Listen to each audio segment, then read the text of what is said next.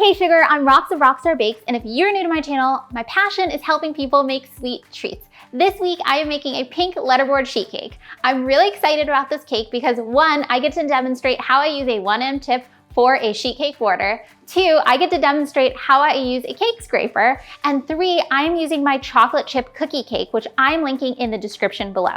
Let's get into it.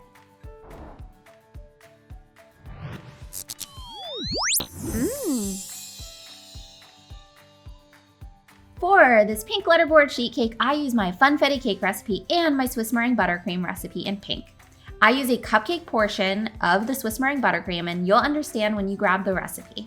You'll find both of the recipes linked in the description below. I freeze the quarter sheet cake overnight because I like combing a cake that firms up the buttercream so it doesn't get all smushy. Then you'll want some white fondant, a rolling pin, cornstarch for the small letter cookie cutters, and an angled spatula. For the borders, you'll need a piping bag, a Wilton 1M tip, and as usual, I'm linking where I found all of these tools below in the description. First, I roll out the fondant to between 1/8 of an inch to 1/4 of an inch. Once this is rolled out, I plan to cut the letters. I dust the letters with cornstarch so the fondant pops out easily.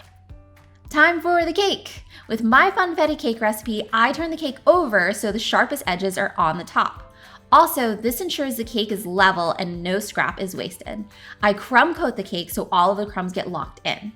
Then I frost the cake by evenly piping out the buttercream to make sure the edges are built up. You can see that I add more buttercream towards the edges to continue building up the edges so they're straight and level. This doesn't need to be perfect, but it is important that the corners are nice and sharp.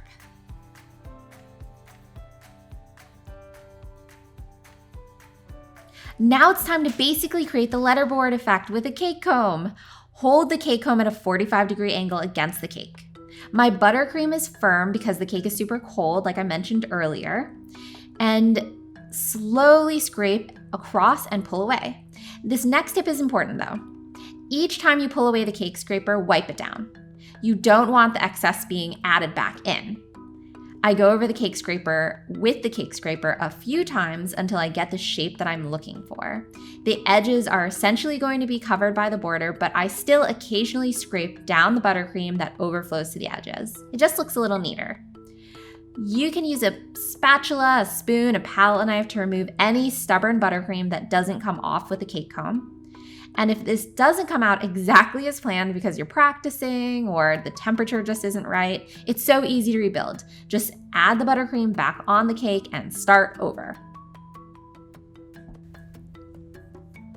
The next step is just to assemble the letters on the cake. I start from the center and work my way out because it gives me a guide on where the letters should go above and below. You've got this. The ruffle borders. To demonstrate, I'm going to pipe it slowly and in real time. I use a 1M tip and I angle it against the cake in a 45-degree angle and keep an even pressure on it the entire time. When you get to the end, release the pressure and pull away. Super easy. To practice, you can use this technique on a piece of parchment paper. I recommend this over a napkin because then you can add the buttercream back into the rest of the mix and use it. No buttercream wasted.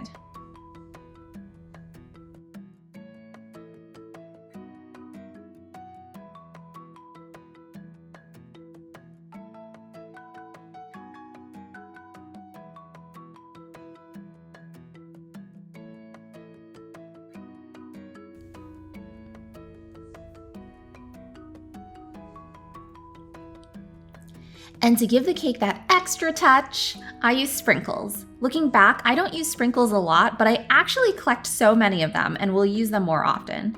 Do you like using sprinkles, and should I make more videos incorporating them? And how easy was this cake? Baking success!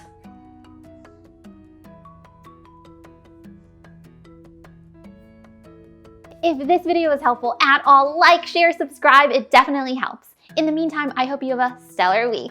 See you next week. Bye.